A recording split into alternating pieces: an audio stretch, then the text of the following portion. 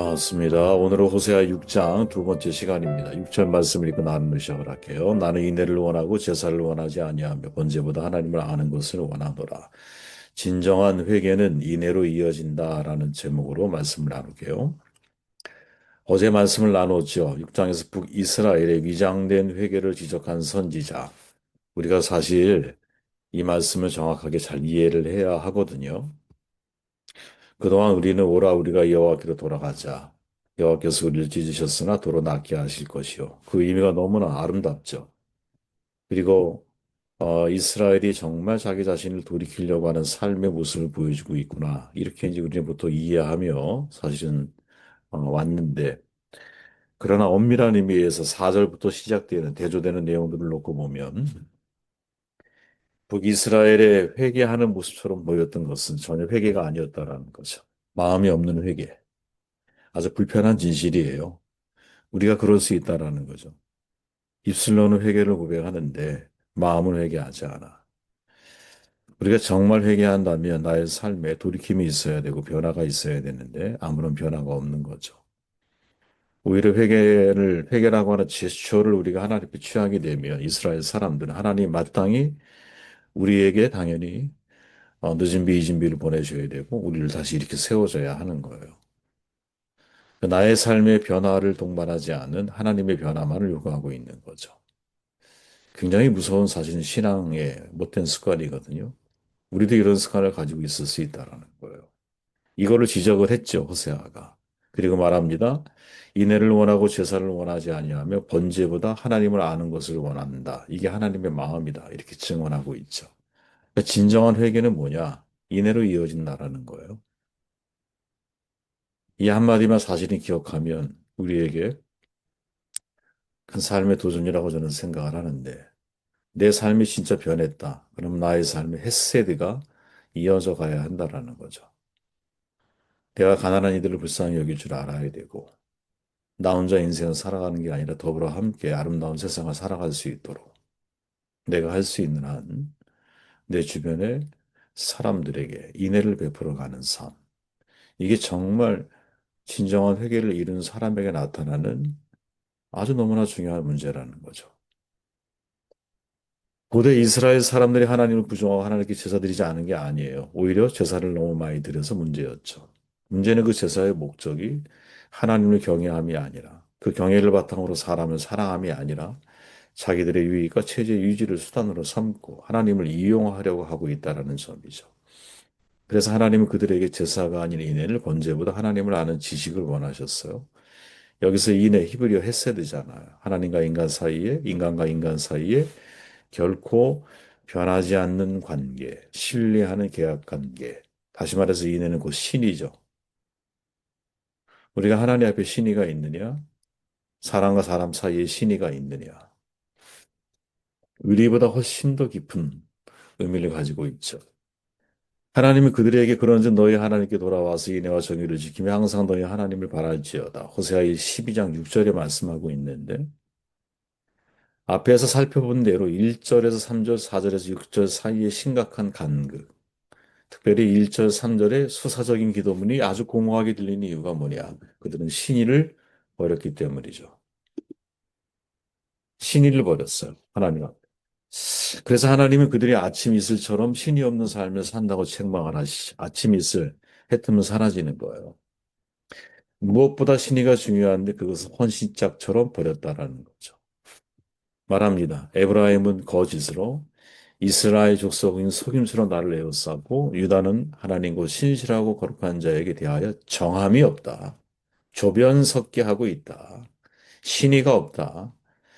너희들이 지금 하고 있는 모든 입술의 회개는 위장된 것이다. 그래서 하나님 말씀하죠. 에브라임아, 내가 내게 어떻게 하겠느냐. 그러니까 사실은 굉장히 충격적인 본문인 거예요. 호세아 6장 1절로 6절 사이의 이 대조는 우리가 수박 겉핥기식으로 말씀을 읽게 되면 아, 이스라엘 사람들이 하나님 앞에 돌아가기를 원하는구나.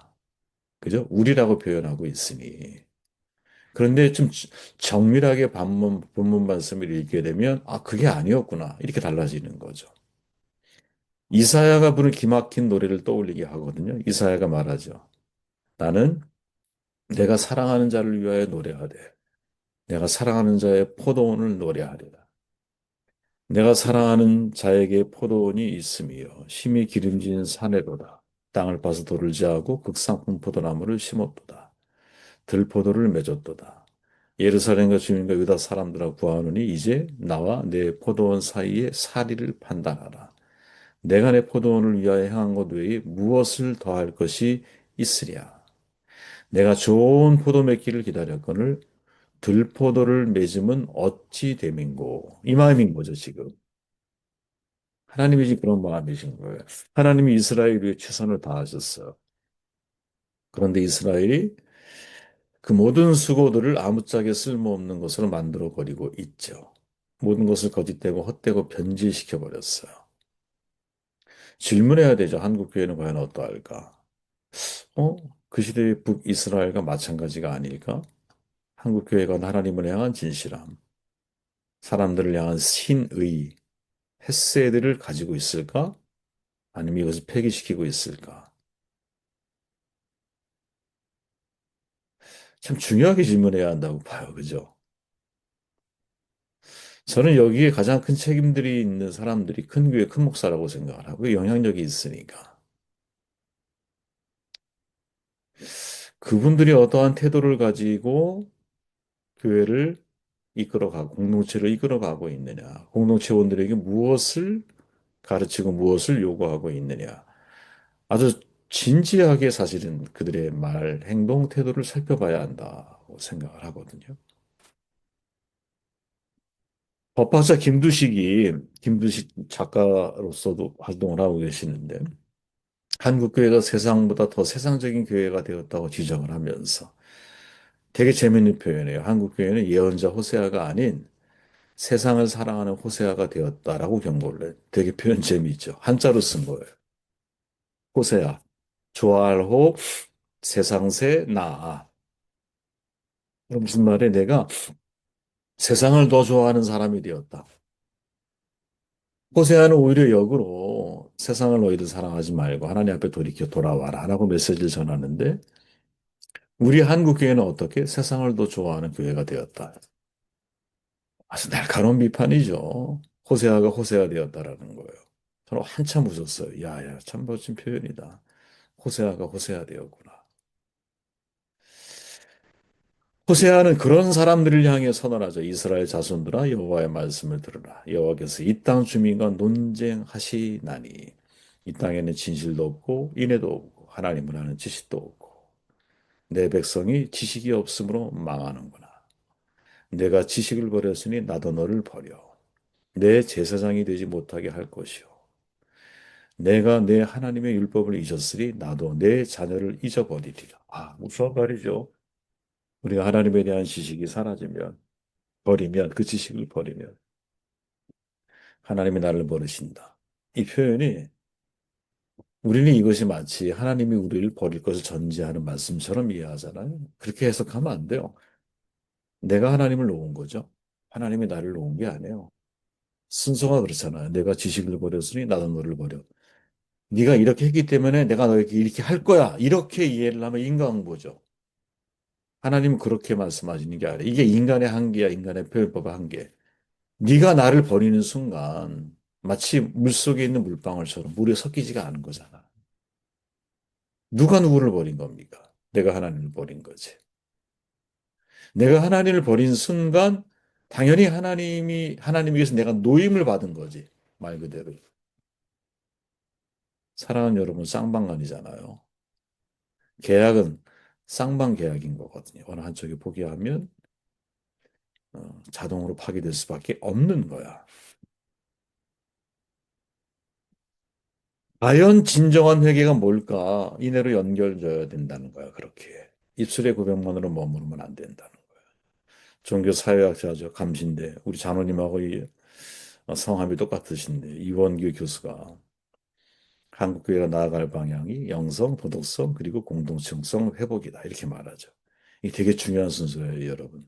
그동안 한국교회는 영성만 간주했어.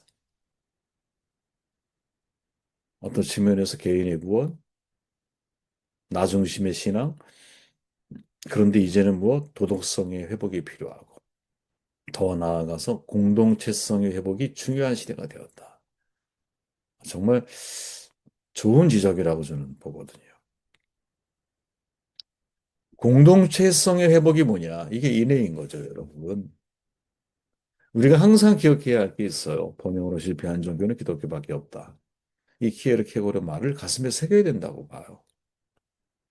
만일 우리가 금송아지를 하나님인 것처럼 생각하고 금송아지 하나님을 사람들에게 주입하는 그러한 그러한 시대를 아직도 우리가 살아가고 있다면 우리는 실패할 수밖에 없을 거예요.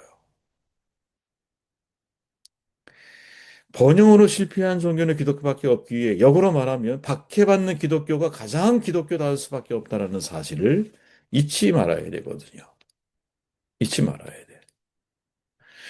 지금 한국 교회는 여러분 더 많이 소유하기 위해서 무엇인가를 행동하면 안 된다고 보거든요.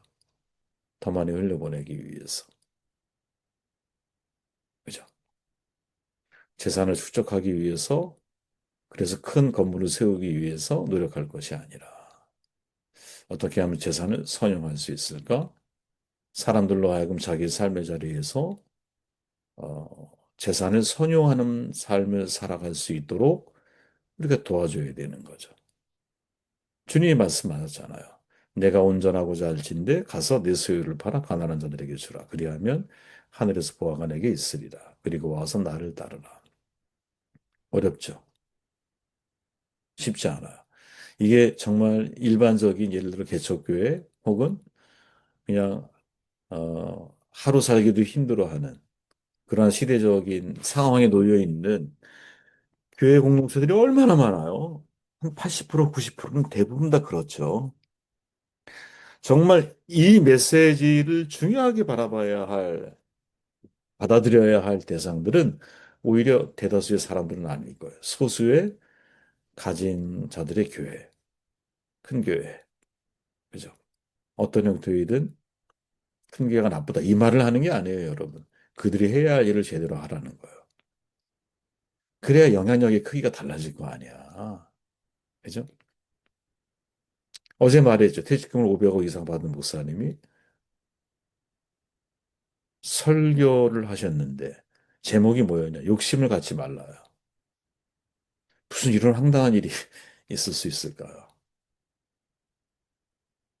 그죠? 욕심을 갖지 말라.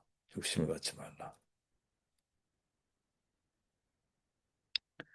이런 거 보면 아직도 갈 길이 뭐 주님이 오시는 날까지 마찬가지겠지만 갈 길이 멀구나. 그리고 하나님 말씀을 다른 사람에게 적용하는 건 쉽지만 내 자신에게 적용하는 것은 이토록 어려운 일인 거구나. 그죠? 욕심을 갖지 말라라고 말하고 있는 그분이 몇백억을 내가 나의 이름으로 재단을 삼고 영향력을 행사하려고 하는 어제 말씀드린 이거 정말 괴로운 일이죠. 심각한 문제인 거죠. 그죠? 그런데 중요한 건 뭐냐? 아무리 조금 중견급 이상 교회를 가지고 있는 분들도 이렇게 남이 하는 그 일에 대해서는 비판적인데 자신이 예를 들어서 은퇴를 해야 되고 원로가 되고 어떤 상황에 직면하게 돼. 그러면 누구도 뭐랄까 예상할 수 없다는 거예요. 누구도. 나 역시 그런 함정에 빠질 수 있다는 거죠. 왜 그런 문제가 발생할까? 교회가 가져와야 할 진짜 중요한 인해, 헤세드, 공공성, 그죠? 어떤 공동체의 회복을 위한 노력, 이런 의식이 사실은 뭐랄까, 우리 의식으로 무장되어져 있는 사실은 그런 좋은 민족성을 가지고 있음에도 불구하고 이런 부분에 있어서 교회가 굉장히 취약하구나. 이게 정말 우리가 회복해야 할 공동체성의 회복이 중요한 시대가 되었구나. 앞으로 더 할 것 같다. 이런 생각이 들어요. 정돈해 보면 오늘의 말씀 딱 한 제목이에요. 그죠? 내가 진짜 진정한 회개를 이룬다? 위선적인 회개가 아니라 진정한 회개가 나의 삶 가운데 있다면 반드시 나의 삶 속에 인내라고 하는 어떤 헤세드의 삶으로 연결되어지게 되어 있다. 그렇기에 이런 참된 회개가 누구를 탓하기 전에 우리 자신에서부터 이런 회개가 온전하게 이루어지는 은혜가 있기를 주의 이름으로 축원을 드립니다.